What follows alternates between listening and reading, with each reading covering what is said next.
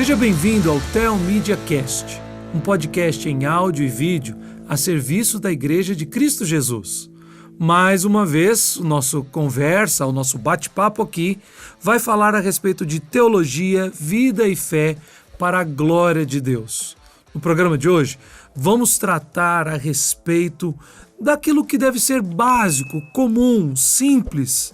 Quais são as características básicas ou até mesmo as marcas que devem ser encontradas em uma igreja que é fiel às Escrituras Sagradas? Para participar dessa conversa conosco, eu tenho aqui, mais uma vez, o reverendo Fernando Hamilton Costa. O reverendo Fernando é pastor da Igreja Presbiteriana do Calvário, no bairro Campo Belo, aqui em São Paulo. Reverendo Fernando, muito obrigado pela sua presença conosco de novo, né? Mais uma vez, meu prazer, você sabe disso, Neto. Meu prazer aqui.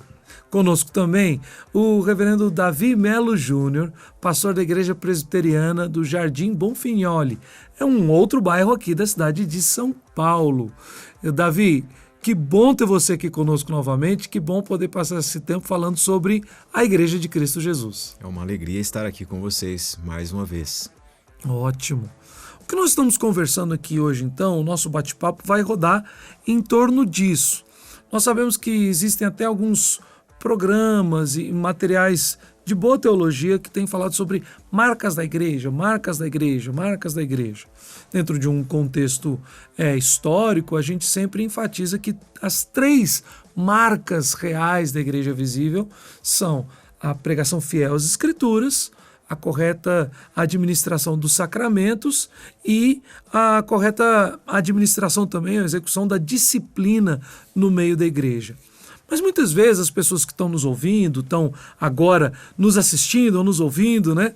Elas têm um conceito geral sobre igreja evangélica, né? E nós somos parte da Igreja de Cristo, somos evangélicos. Quais são, então, características básicas que uma pessoa que ainda não conhece a igreja precisa buscar encontrar dentro de uma igreja evangélica? Como eu posso distinguir dentro de tantas igrejas, principalmente no Brasil, chamadas evangélicas, quais são alguns primeiros passos e marcas básicas da Igreja de Cristo Jesus? Vou começar com o reverendo Fernando. Diga para nós, algo inicial para que a pessoa fale assim, olha, realmente aqui é uma igreja evangélica. Então, eu acredito, sim, há muito tempo, acho que até numa outra conversa aqui eu já falei sobre isso, eu aprendi numa matéria de física no tempo que eu fiz o ensino médio, o professor dizia que tudo depende do referencial. Uhum. Então, sempre para mim, em tudo a partir daí, as minhas referências são importantes. Então, estabelecendo referências, nós podemos conversar em todo lugar. Por exemplo, eu aceito que as pessoas têm uma ideia de evangélico generalizada. Eu não posso nem dizer que é errado ou certo, porque a Bíblia não diz. Evangélicos são tais pessoas. Uhum. Mas no meu conceito de evangélico, já começa pelo óbvio que um evangélico é alguém que é fiel ao evangelho bíblico. Uhum. Nós sabemos que tem uma outra corrente religiosa cujo livro guia deles também chama evangelho, mas não é o evangelho bíblico, não é? Ou seja, a história do nosso Senhor Jesus, a manifestação maior do amor de Deus. Eu gostaria só de fazer um retrocesso também referencial para lembrar que a igreja, quando começou, ela era a igreja do caminho. Uhum. A Antioquia começou a chamar de cristãos. Uhum. E aí, então, os termos começaram a definir o povo. Em outros países tem os protestantes, tem os reformados, tem os evangelicais, ou os evangélicos, então é complicado. Agora, no nosso país, nós costumamos escutar as pessoas falarem assim, colocarem tudo num tacho só, chamando de evangélico. E eu já tive essa experiência de dizer que eu sou evangélico e falar, na sua igreja que não pode pintar unha, é na sua igreja que não pode fazer transfusão de sangue. As pessoas não entendem o que é o evangélico e para algumas pessoas, evangélico é uma coisa assim enorme. Então vamos lá. Para mim, e eu acredito que para nós aqui, não vou determinar a ninguém, mas eu vou dizer o que eu penso que é uma igreja evangélica. Então, o mais básico de tudo, você até começou o programa dizendo sobre isso, é uma igreja que seja fiel às Escrituras. Uhum. Você falou, quais são as marcas da igreja bíblica? Você disse logo no começo. Então, que ela seja fiel à Bíblia. É a Bíblia que é a nossa base de fé e prática. E já que estamos definindo, lembrar que quando nós falamos fiel às Escrituras, fiel à Bíblia, primeiro nós afirmamos, né, faz parte, é basilar a nossa fé, que a Bíblia, os 66 livros do Antigo e do Novo Testamento, são de fato a palavra de Deus. Sendo palavra de Deus, Deus escolheu homens e os inspirou para registrar em diversos gêneros literários aqueles 66 livros.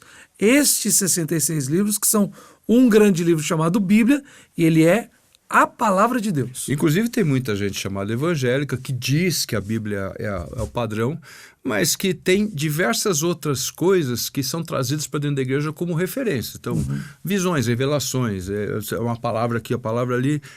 Então, assim, no meu conceito, e aí, por favor, se você pensa diferente, está me escutando, não fique ofendido, mas no meu conceito evangélico é quem está realmente sendo fiel ao evangelho. A palavra de Jesus, que Jesus é a palavra, ele é isto que nós temos como evangélico. Então, dentro deste conceito, eu penso que, não sei como você gostaria dessa conversa, mas acho que a primeira coisa é falar de só a Escritura. Então, a primeira marca e é fundamento para as outras duas. Sem essa, nós nem chegaríamos às outras duas. Então, você até falou sobre adicionar coisas, né? Então, eu creio na Bíblia, mas eu também pauto minha fé por visões, por sonhos, por revelações. Em outro lado, a gente sabe muito bem que existem pessoas, teólogos, pastores, que eles não adicionam, eles extraem. Então, por exemplo, não, a Bíblia é a palavra de Deus, mas este texto aqui o apóstolo Paulo escreveu dentro de uma cultura, dentro de uma realidade. Então, isso daqui não é exatamente a palavra de Deus. E um termo teológico muito conhecido por nós é quando uma corrente teológica extremamente equivocada afirma que a Bíblia não é a palavra de Deus, mas a Bíblia contém a palavra de Deus. Então, algumas partes são palavra de Deus e outras partes não. E nós não aceitamos isso, não é só mesmo? para não ficar sem uma referência, não o endereço, mas então o texto que pauta para nós assim: se alguém pregar outro evangelho que vá além deste, seja anátema. Gálatas capítulo 1. Ele não está dizendo um evangelho que vai contra esse, porque é evidente que nós não aceitamos alguém que prega o evangelho contra o evangelho. Mas quando ele fala além, ele está lembrando dos penduricalhos, ele está lembrando das outras coisas, e Paulo é muito claro: eu ou um anjo vier pregar alguma coisa que vá além, que acrescente, que enfeite, então anátema, ou seja, nem sequer seja citado. É uma pessoa, alguns vêm com a maldição, eu prefiro mais, nem sequer seja considerado. Anatema né, a origem lá, então nem sequer, não se considera. Então, a primeira coisa para mim numa verdadeira igreja evangélica é fiel às Escrituras, como você já definiu, dentro do cânon que nós aceitamos. Velho Testamento, segundo o apóstolo Paulo, a carta aos Romanos, é os oráculos de Deus. Nós aceitamos os mesmos 39 livros que os judeus aceitam, então a eles pertence o oráculo de Deus, diz o apóstolo Paulo.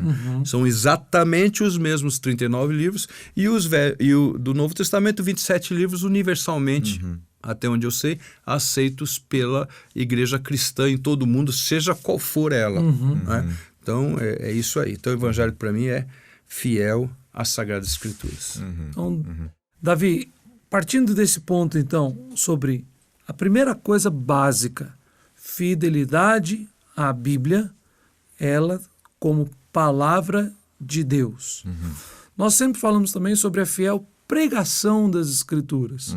Então, uma pessoa que chega na igreja, o que ela deve tentar saber e observar para avaliar se aquela igreja onde ela está visitando, num domingo, no meio de semana, se a pregação das Escrituras ali está de acordo realmente com a Bíblia e defendendo a singularidade e a autoridade final da palavra de Deus. A primeira coisa que eu creio ser importante é a pessoa averiguar esse movimento dela de adentrar um espaço chamado igreja, porque ela pode estar sendo motivada por 3 espíritos.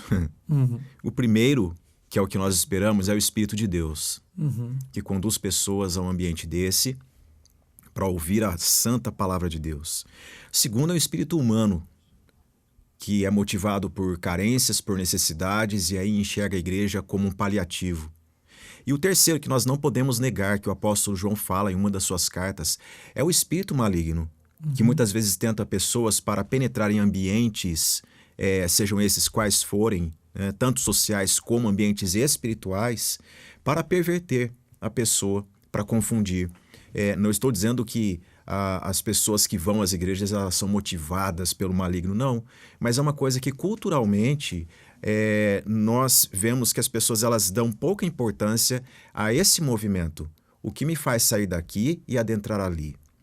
Nós precisamos entender que, uma vez que nós estamos diante de um ambiente, estamos inseridos num ambiente onde o santo nome do Senhor nosso Deus é invocado, esse ambiente ele deve ter toda a reverência, e eu também devo ter. Onde a palavra de Deus é proclamada, ela é lida, ali deve haver grande reverência. E tomando a fala de vocês agora no início, eu acho que é muito importante nós revisitarmos uma palavra que é a inspiração. Né? A palavra inspiração. A Bíblia é a palavra de Deus. O Senhor Deus, ele inspirou, né, homens santos para que eles registrassem a vontade de Deus, os oráculos do Senhor. Foram profetas, foram reis, foram sacerdotes, foram escribas, foram apóstolos, foram evangelistas, eles foram inspirados. Mas é uma palavra que, para a nossa língua portuguesa, ela tomou rumos culturais dificílimos. E precisamos ensinar nas nossas igrejas. Porque inspiração na língua portuguesa vem da Vulgata. O termo do Novo Testamento é theos pneumata, que é sopro de Deus. Inspiração. Exatamente. É o hálito de Deus no coração do homem. Então, inspiração não é o ar que eu insuflo, mas inspiração, segundo a Escritura, é aquilo que procede da boca de Deus no coração humano.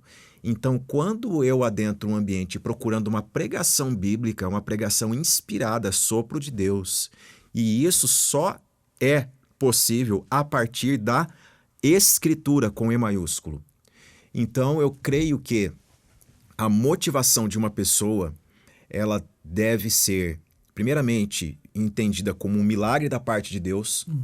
Estar diante de um ambiente onde se invoca o Deus que é santo, é a moção do Espírito Santo. Essa pessoa ela deve levar em consideração isso em primeiro lugar. Eu estou aqui porque Deus está me movendo. Em segundo lugar, a palavra que eu estou ouvindo não é apenas o capricho de quem está falando ou uma carência minha, mas é sopro divino. E é um milagre, porque a exemplo disso nós temos o eunuco da rainha de Candace, que voltando de Jerusalém, no caminho entre Jerusalém e Gaza, ele está lendo a Escritura. E ele está lendo o texto de Isaías 53. E o Espírito Santo move Filipe para que corra ao encontro dessa carruagem, para que acompanhe. Ele ouve a leitura do texto que está sendo feita ali e ele pergunta se esse homem entende o que está sendo lido, né? Então, há uma convergência do tempo, da história e, obviamente, o Senhor da história está movendo essa pessoa para que ela tenha contato com a palavra inspirada. A primeira coisa é isso. É ter essa reverência para essa palavra que está sendo proclamada. Né? O resultado dessa conversa também de Filipe do eunuco é que ele termina dizendo: creio o que eu preciso para ser recebido. Temos água, eu creio, e ele é batizado. Né? Entra também, então, num segundo ponto que eu disse na nossa introdução. Nós falamos, então, de uma das marcas, a fidelidade às Escrituras, a fiel pregação, o fiel ensino da palavra de Deus. E uma outra marca da igreja, que ela é indispensável, é a correta administração dos sacramentos.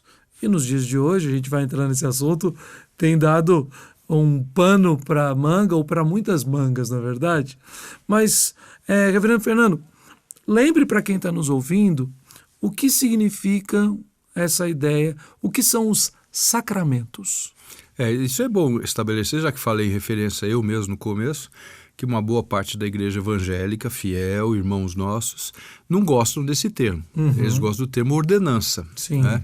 E quando nós olhamos a definição presbiteriana de sacramento, ela é a mesma definição daqueles que adotam a palavra ordenança.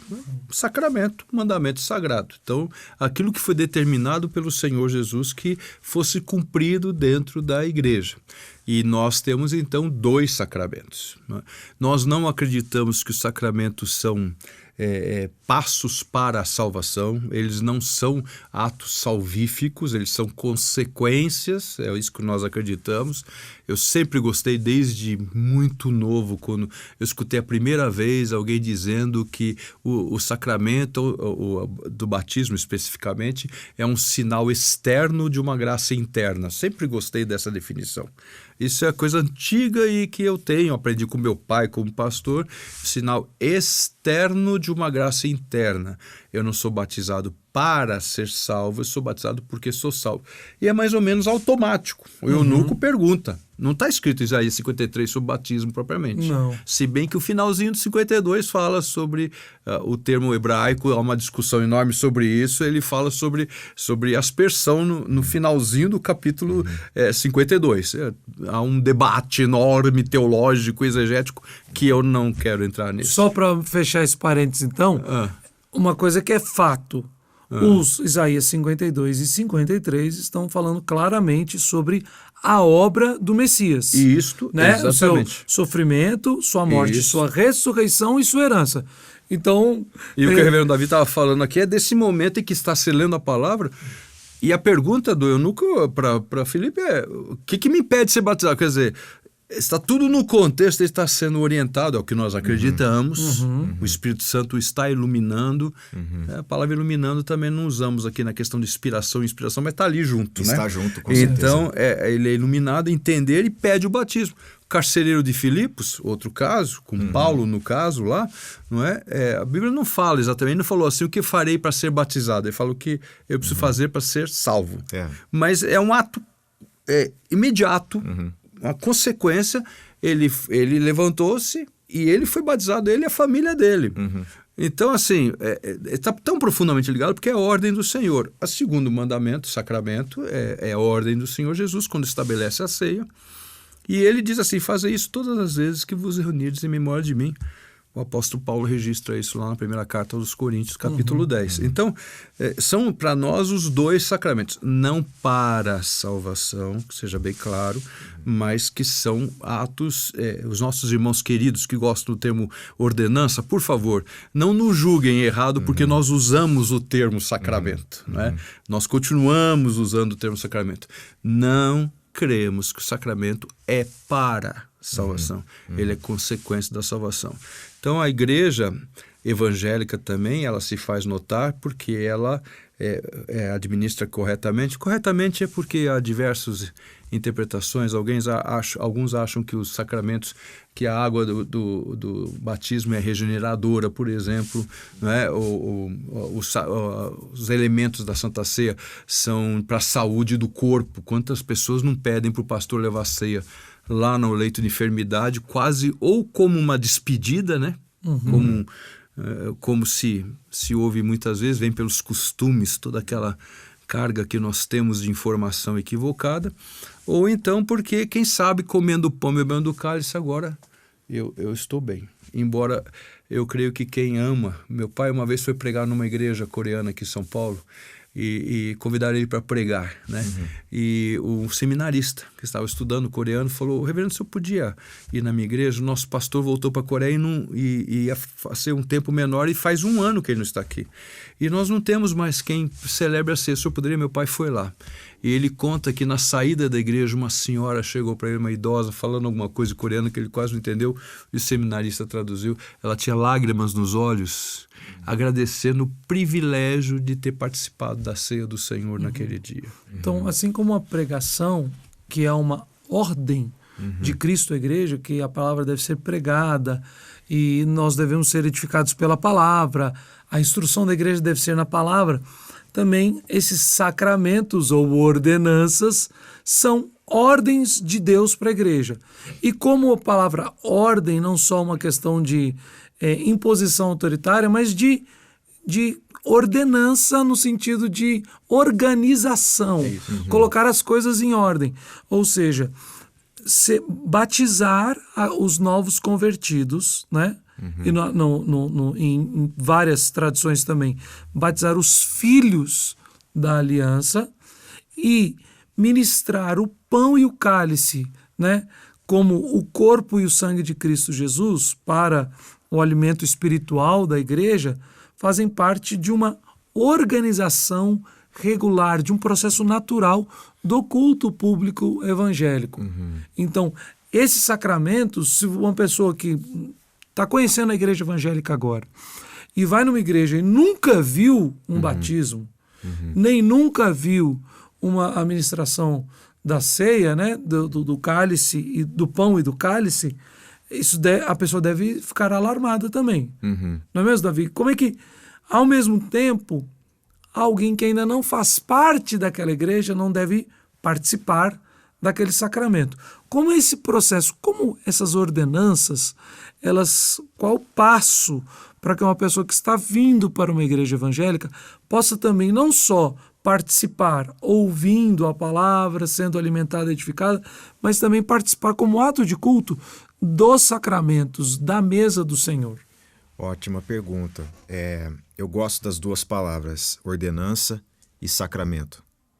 E vocês explicitaram muito bem o significado de ordenança. E o de sacramento também, ele ficou aqui assim pedindo que a gente fale um pouquinho. Sacramentum era a palavra utilizada para o voto do soldado romano. Ele devotava toda a vida dele em prol do imperador. Ele fazia um voto. Isso era o sacramento. Então, no início da igreja, havia uma importância em falar sobre sacramento. Porque outrora as pessoas devotavam sua vida a César. Depois elas entenderam que César não era senhor de nada. O senhor de todas as coisas é o Senhor Jesus Cristo. Então, a minha vida é toda entregue a serviço deste Senhor, que é o Senhor que verdadeiramente liberta. Não é o Senhor da guerra, é o Senhor da paz. O reino dele não é deste mundo. Então, o sacramento, ele é a proclamação dessa comunhão de amor que eu tenho com esse Senhor, porque é assim que o Senhor Jesus ele demonstra na última ceia uma relação amorosa ali, né? Haja vista que o apóstolo João ele escreve tendo amados que eram seus, amou-os até o fim, introduzindo ali uma narrativa maravilhosa da última ceia. Então, é uma relação de compromisso para com o Senhor Jesus, e não apenas para uma igreja institucional. Primeira coisa é isso, a pessoa deve entender que ela adentrando um espaço de culto cristão, ela precisa ter sinceridade de coração naquele ambiente. Não é uma proforma mensal que ela está cumprindo, é um mandamento. E é algo que é feito em nome de Jesus. Nós não tomamos o nome do Senhor em vão. E a palavra do Senhor nos ensina em 1 Coríntios capítulo 11 que deve-se discernir. Deve haver discernimento. E esse discernimento é de quem eu sou, quem é o Senhor e o que é a igreja, que é o corpo de Cristo. Por isso, quem come e bebe sem discernir o corpo, não é o seu corpo pessoal, mas o corpo de Cristo, o qual eu faço parte, eu tenho comunhão íntima, porque o Senhor nos une. Quem come e bebe sem discernir, come e bebe juízo para si. E as implicações são gravíssimas. Paulo fala ali, por isso que há muitos fracos, doentes e não poucos que dormem. Muitos estudiosos chegam a afirmar que esses muitos que dormem diz respeito a pessoas que realmente faleceram por conta da desordem da comunhão. Gente que ficou enferma por não assistência, gente que sucumbiu mesmo na vida, né?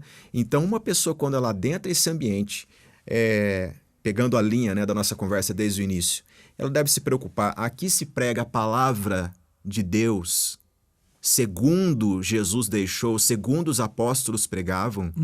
Essa palavra que fez com que pessoas fossem presas, martirizadas, sangue foi vertido por causa do testemunho da verdade. Em segundo lugar, isso que eles chamam de ordenança, eles fazem para anunciar a morte do Senhor até que ele venha. Que morte é essa?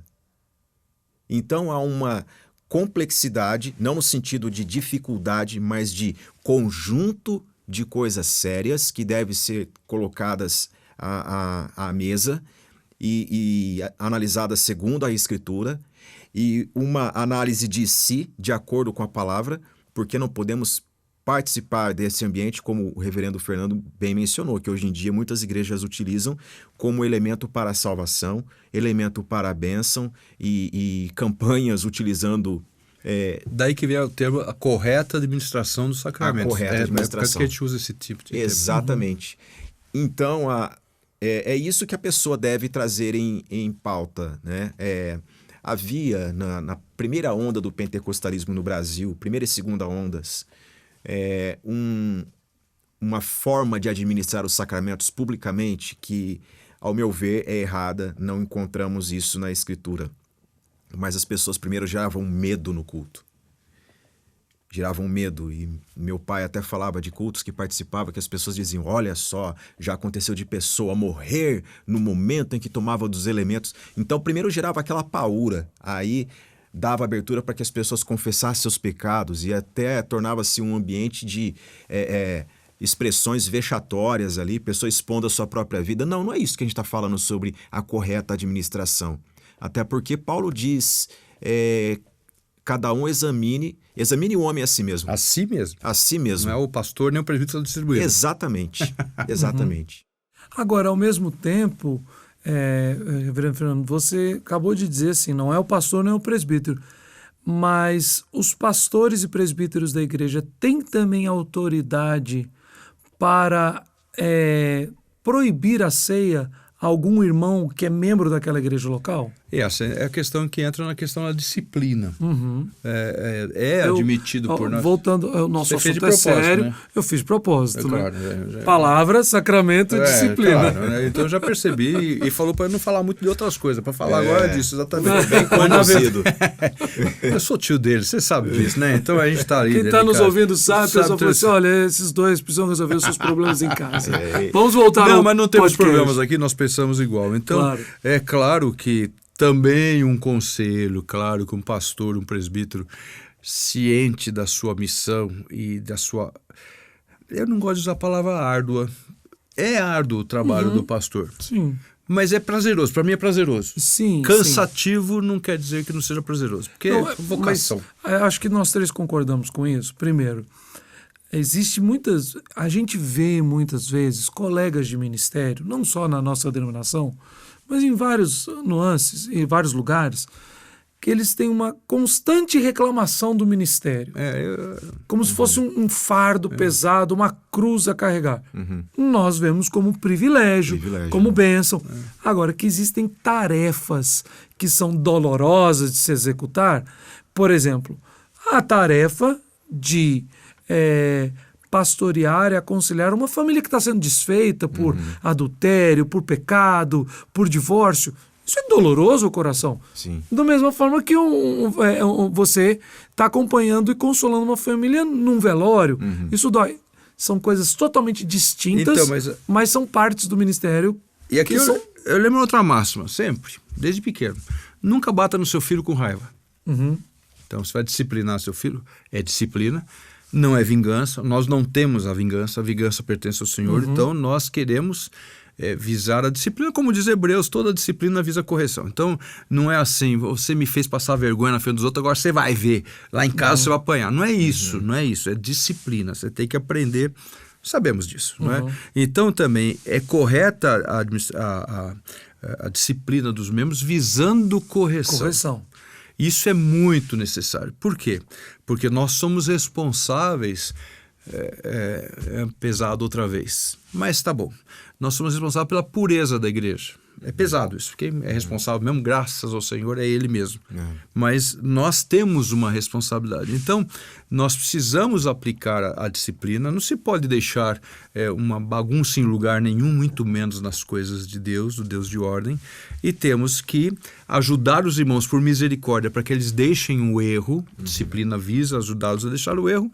E muitas vezes mostrar aos outros qual que é o caminho correto. Eu não acredito em disciplina como bode expiatório. O nosso bode expiatório é um só. E ele já expiou nossos pecados. Nós não podemos usar um membro da igreja para ser um bode expiatório. Mas nós temos que instruir e orientar. Então, temos que corrigir os passos, visando que essa pessoa seja apresentada, como diz as Escrituras, pura diante do Senhor. Essa é, para mim, a tarefa mais pesada na área pastoral. Porque nós temos que agir como juízes, sabendo de nossas limitações, a minha falta de capacidade de ler um coração de alguém. Eu não posso nunca ler um coração de alguém. Eu vejo seus frutos, mas o coração eu não tenho como ler perfeitamente. E então, no meio de tudo isto, nós temos que exercer a disciplina visando o bem-estar das ovelhas que Deus colocou em nossas mãos. Pastores, que são presbíteros, que nós chamamos docentes, ou os chamados presbíteros, que nós chamamos de presbítero regente, mas são todos pastores da igreja, como Pedro muito bem define. Então somos todos, temos que cuidar do rebanho. E como qualquer pastor, também figura que nós conhecemos, ele vai atrás das ovelhas, ele dá as batidinhas quando é necessário para indicar o caminho, faz o carinho, quando precisa passa o azeite, como está no Salmo 23, mas está sempre ali do lado para conduzir no caminho correto. E é uma tarefa difícil. Eu sempre sofro muito na igreja, no mesmo ponto que eu tenho a maior alegria quando nós estamos examinando alguém para fazer a profissão de fé, é a maior tristeza, a coisa mais pesada, quando nós temos que exercer a disciplina. Nunca tive assim o prazer de dizer assim, quem manda aqui sou eu, eu que sei que é certo, eu sou pastor, você me obedeça e vai fazer o que eu quero, e se não, fora da igreja, e não pode tomar a Santa Ceia, e não pode isso, aquilo outro. Sempre tem que ser com misericórdia. Recentemente, na igreja que nós temos com família frequentado, ali em João Pessoa, nós participamos de uma sequência semanal que chamou muito a nossa atenção. Numa semana, um irmão e uma outra família foram recebidos como membros da igreja. Felicidade.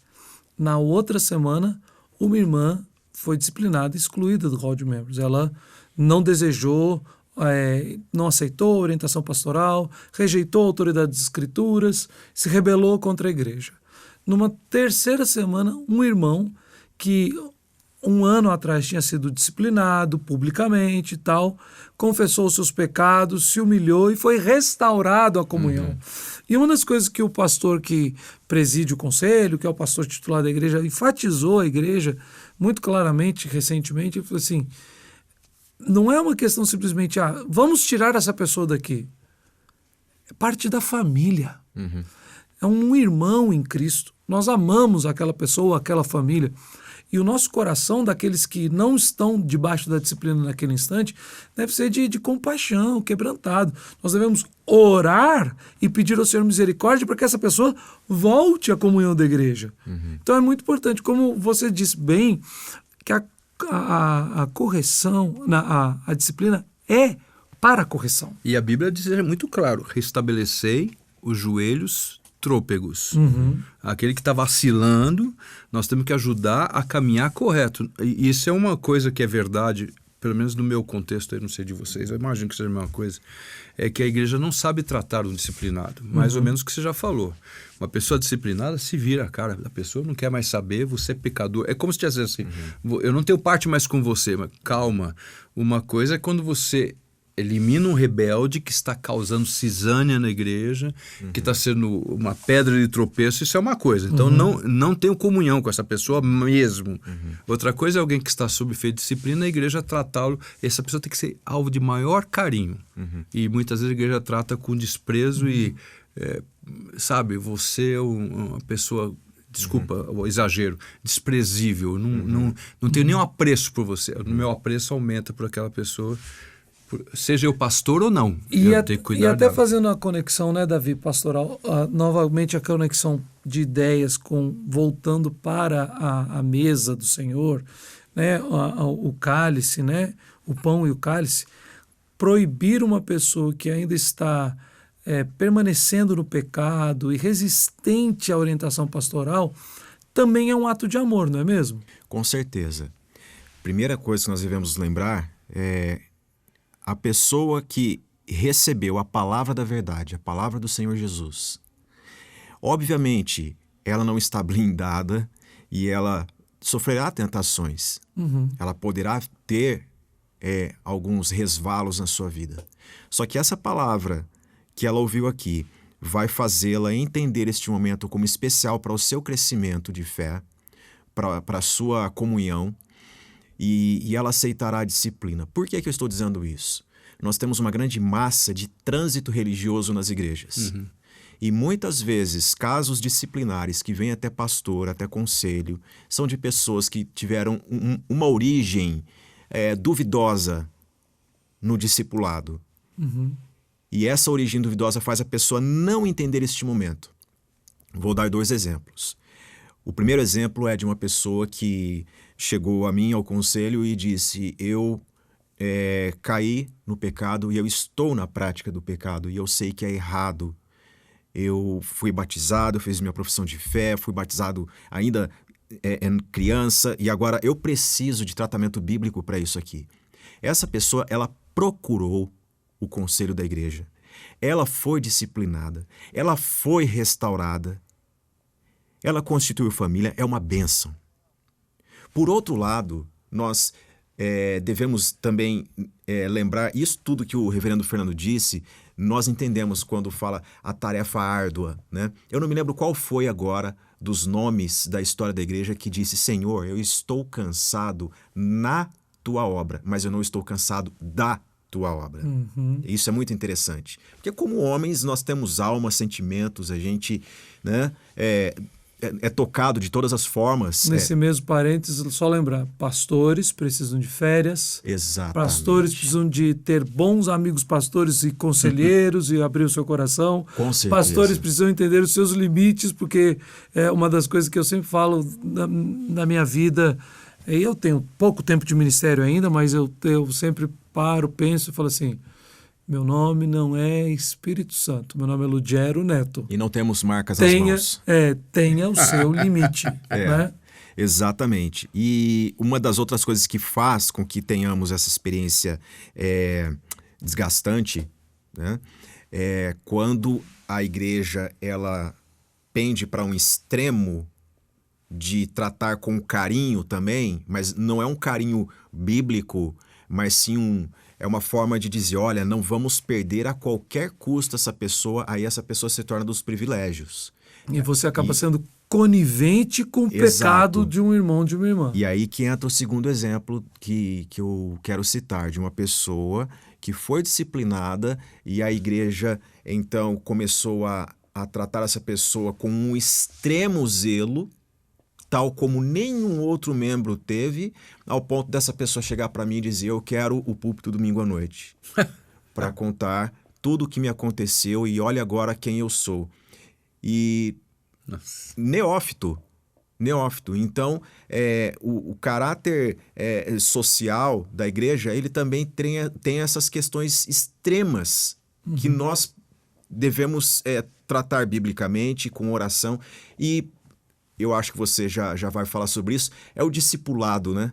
Que não é uma classe, é uma caminhada com Cristo, né? Não é uma classezinha lá com a lousa que a gente coloca versículo para decorar. Mas não, vamos caminhar, gente. Não é nenhum extremo nem outro, vamos caminhar. Né? Não é um local de menosprezo e nem de privilégios, é de caminhada com Jesus.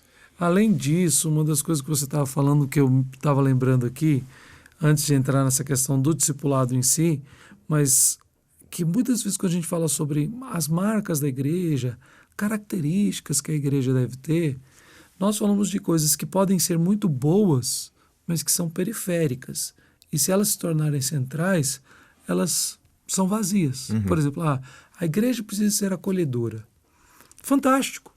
Eu acho que é um deleite quando chega alguém novo e você a cumprimenta, recebe bem, trata com fidalguia. Mas uma igreja que é extremamente acolhedora, mas não ensina as escrituras com fidelidade, não zela pela ministração da ceia, né, pelos sacramentos, e não conduz o povo pelo discipulado e pela disciplina, né, disciplina e discipulado, né, tem a mesma raiz aí. Então, esse acolhimento, ele perde seu sentido, porque você está acolhendo muito bem, sendo muito gentil e educado. Uma igreja deve ser caridosa. Então, campanhas de agasalho na época do frio, levantar cestas básicas para as pessoas que estão passando fome. Isso é fantástico, esse trabalho de compaixão, de misericórdia, diaconal. Isso é A igreja precisa desenvolver essas habilidades dentro dela. Mas uma igreja que é extremamente caridosa, mas não prega a verdade bíblica, ela também está manca, né? Ela está fora. Então quando a gente fala de marcas, existem muitas pessoas falando sobre isso, de coisas boas. Ser acolhedor, de um caráter social, sendo misericordioso, do trabalho diaconal, etc. Mas todas essas coisas precisam estar sustentadas nessas 3 verdades e afirmações: pregação da palavra, o zelo pelos sacramentos e a boa condução da disciplina na vida da igreja. 2 coisinhas antes de você passar, se é que eu estou entendendo que você vai mudar um pouco ainda sobre o sacramento. Primeiro, o receber um membro da igreja é uma delícia, mas nós devemos ser cuidadosos na hora de batizar alguém. O batismo que eu estiver presidindo, ministrando, não vai salvar a vida de ninguém. Eu falo isso na minha igreja toda vez. Se o batismo salvasse, eu ia fazer questão, como houve um caso de uma pessoa que foi dado repercussão em jornais, que alugou um helicóptero na cidade que eu morava e saiu jogando água lá em cima para a cidade toda para purificá-la. Isso é um absurdo. E às vezes nós ficamos tão felizes que alguém está querendo ser membro da igreja, que maravilha, meu relatório, minha igreja e tal, que batiza sem preocupações. Dizem que lá no tempo do... fugiu o nome bem na hora que eu ia falar. Aquele primeiros princípios de igreja que tem um manual... Didaquê. Dizem que lá pelas orientações, às vezes levava 7, 8 anos para alguém ser batizado. Eu não estou falando coisa desse jeito. Mas nós temos que ter zelo. Então, correta administração também é o bom exame dentro das nossas limitações daquele. Um pastor muito amigo, ele falou recentemente comigo, ele falou assim: por que eu sou cauteloso em batizar e receber? Porque aqueles que fazem parte da igreja local hoje são ovelhas de Cristo. E se de repente, sem conhecer direito uma pessoa que está chegando, sem os presbíteros, os pastores da igreja conhecerem, as famílias conhecerem aquela família, você já está abrindo o coração para aquela pessoa, contando toda a história, trazendo ela para o meio da igreja. Se de repente for um ímpio... For um joio. E ele contou de uma moça que chegou na igreja dele. E aí uma irmã, querendo ser muito acolhedora, ou seja, de bom coração, apresentou essa moça para todo mundo e quis envolver ela com o Ministério de Mulheres da igreja e tal. Ela nem crente era, ele chamou a irmã: por que você está fazendo isso? Não, para ser acolhedor. Você sabe quem é essa moça? Na semana seguinte eles descobriram que essa moça era uma descrente e estava namorando um rapaz da igreja, um crente. Ele foi orientado, discipulado e disciplinado para que não tivesse em julgo desigual.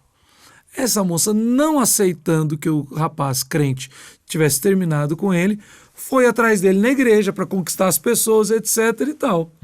Ou seja, quando o rapaz pisou o pé e falou: não vou namorar com você porque era um namoro em pecado, em desobediência às escrituras, ela abandonou. Então, se a gente tem que ser acolhedor, gentil, caloroso, mas tem que ter os passos certos para a introdução das pessoas no meio da igreja, até para proteger os que são de Cristo. Você perguntou antes para mim, e aí eu só queria tentar completar, porque ficou faltando na minha exposição sobre isso. Por exemplo, você fala se um conselho, presbítero, pastores podem impedir alguém de participar da ceia. Sim.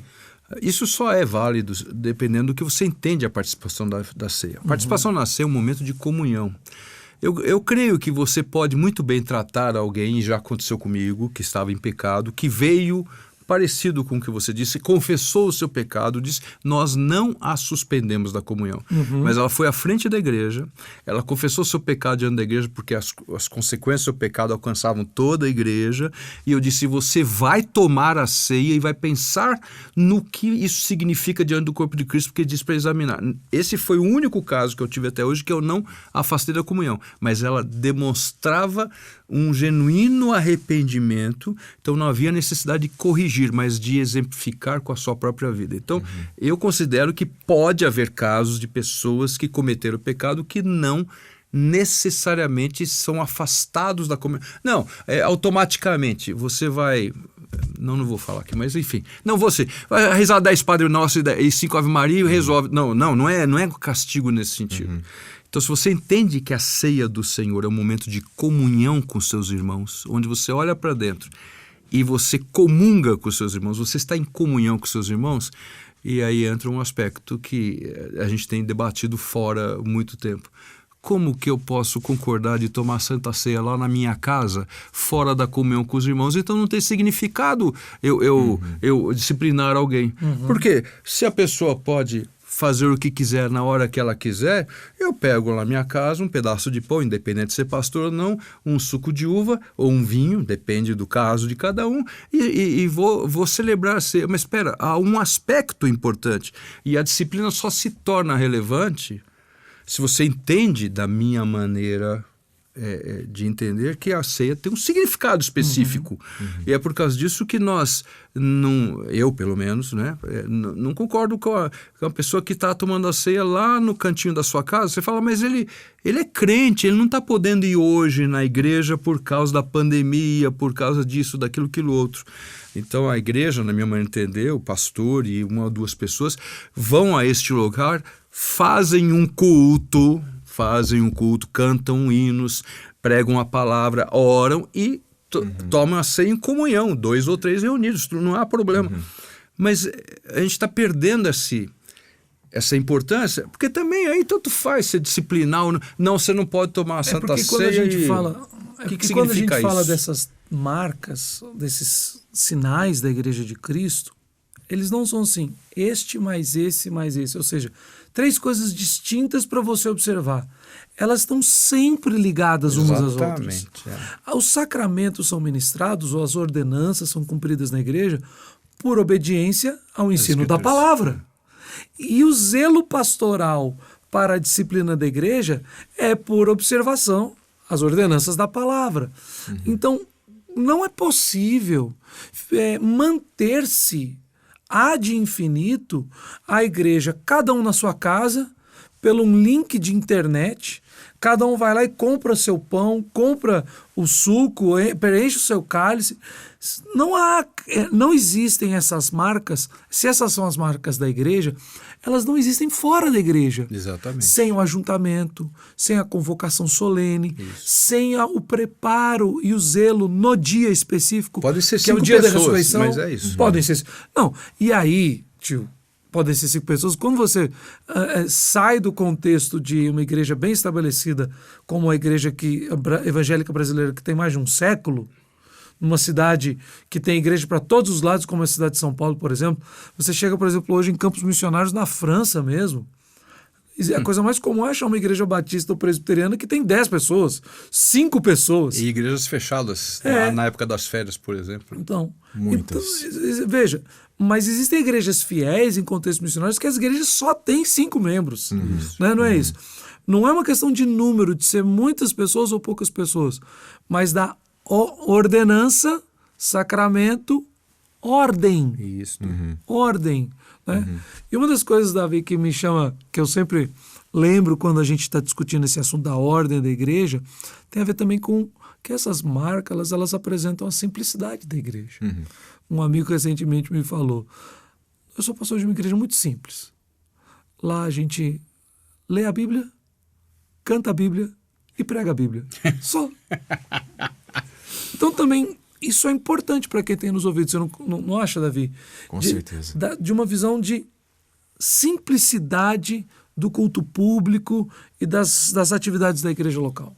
Com certeza. Uma das coisas maravilhosas que nós ensinamos às nossas igrejas é que o culto, ele é estabelecido por Deus.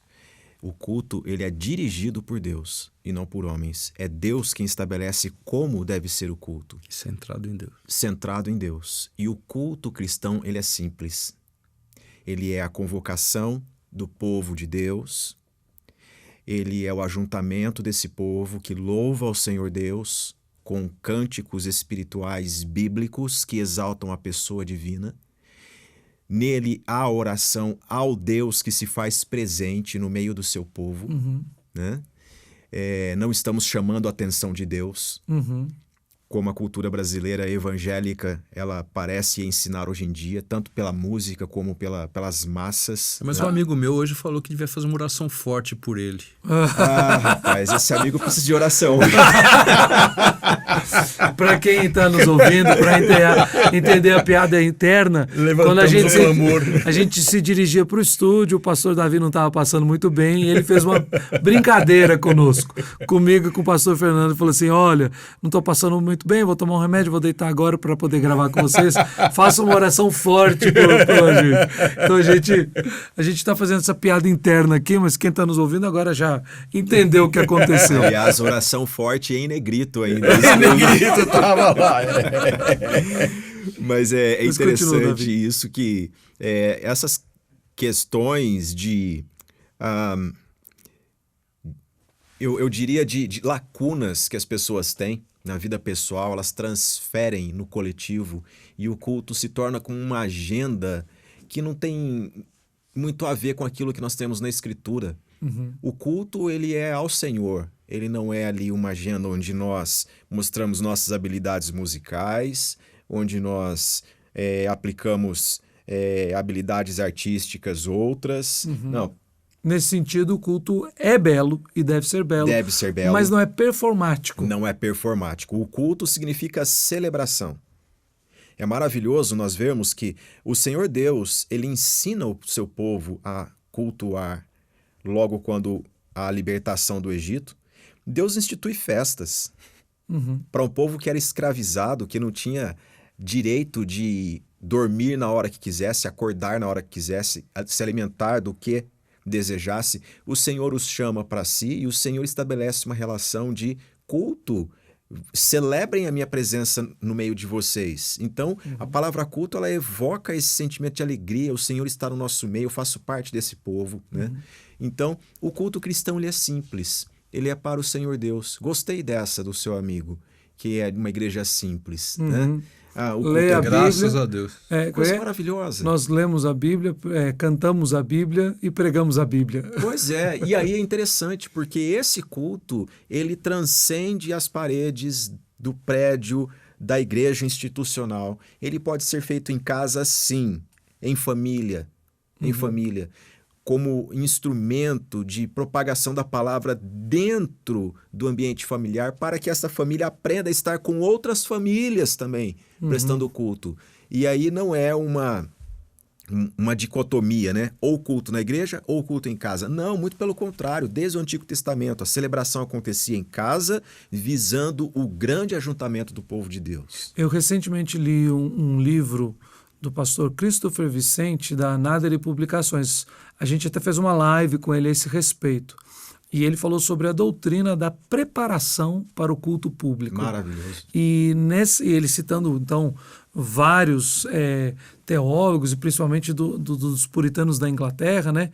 Ele mostrou que é muito difícil você ter prazer no culto público dominical, atenção, conseguir ouvir o pastor pregar por 30, 40, 50 minutos, se você já não está mesmo se treinando no culto doméstico.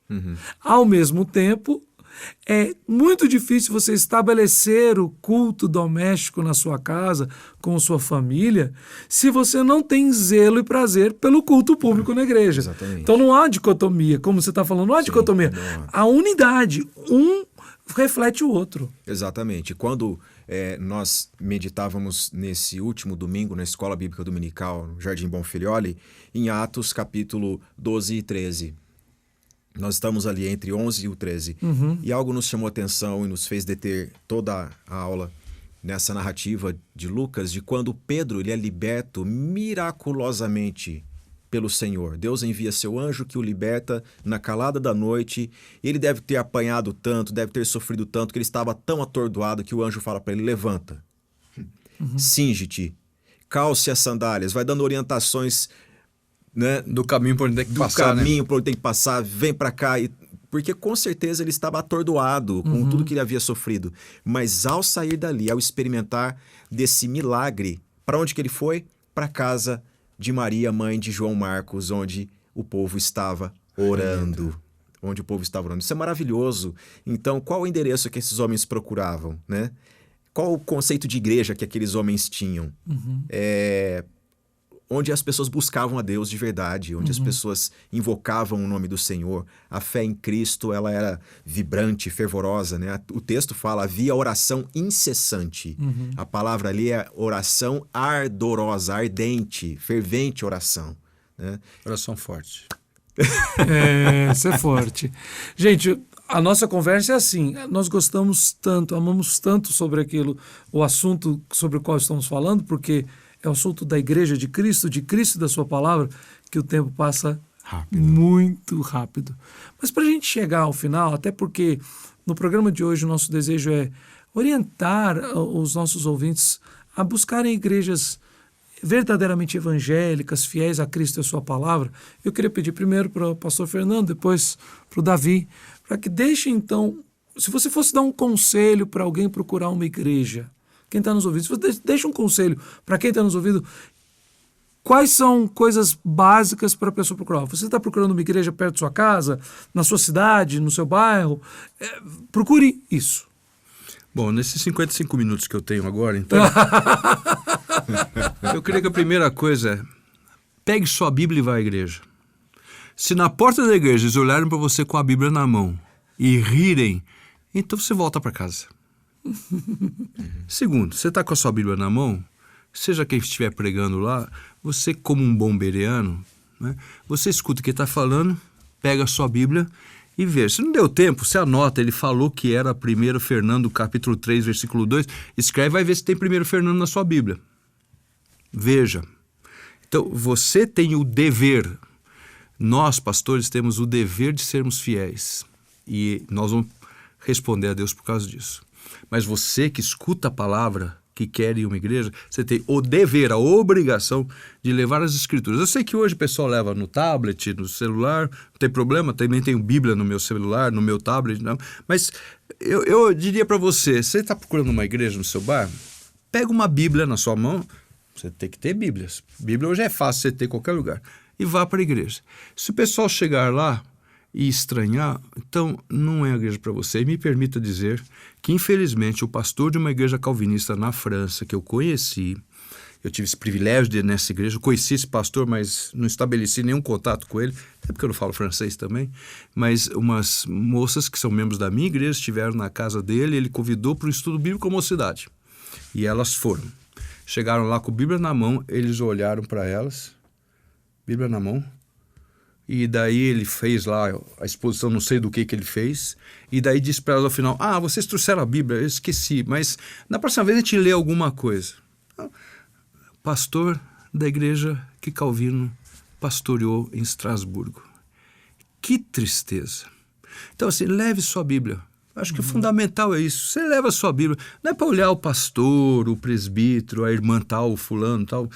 Todo mundo é igreja cheia de pecador, né? Aquela velha piada, né? Não entra nessa igreja que é cheia de pecador. Não, pode entrar que sempre cabe mais um, né? Então, na verdade, assim, leve a sua Bíblia. Veja o que está sendo pregado. Está de acordo com as Escrituras?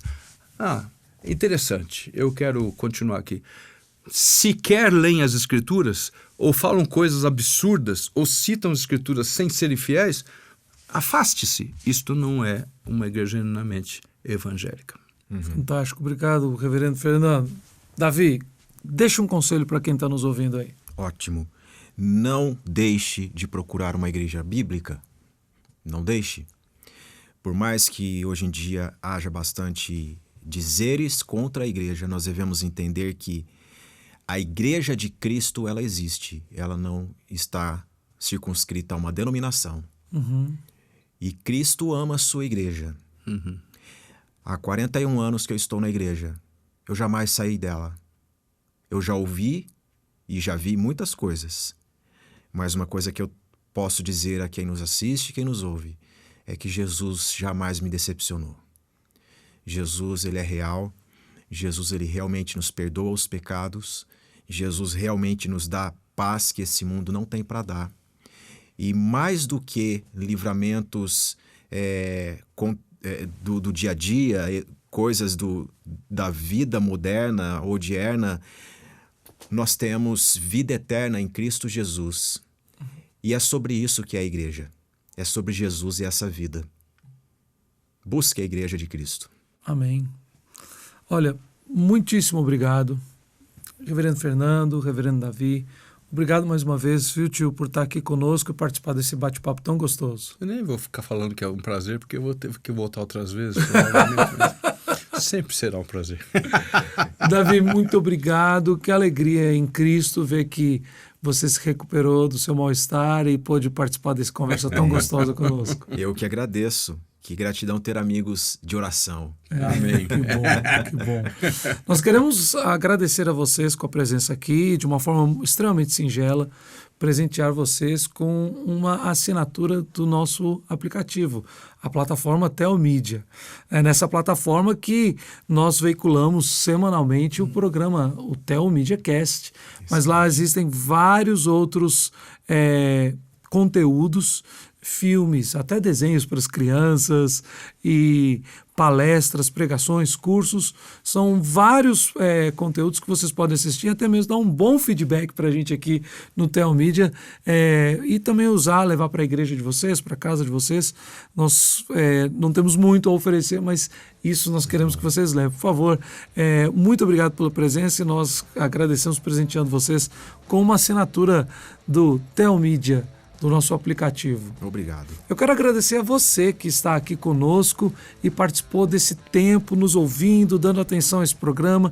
Tenho certeza que, mais uma vez, este programa foi instrumento precioso de Deus para a sua edificação também, para a sua vida e para a sua casa. Se você que está nos ouvindo nas principais plataformas de áudio, né, no Spotify, no Deezer, na Apple e em vários outros canais de áudio e quer nos assistir este programa na íntegra, em áudio e vídeo, também vai lá no nosso site telmedia.org, baixe o nosso aplicativo e se inscreva e acesse a este conteúdo e diversos outros conteúdos para a edificação da sua vida. Obrigado por estar aqui conosco. Deus te abençoe e um forte abraço.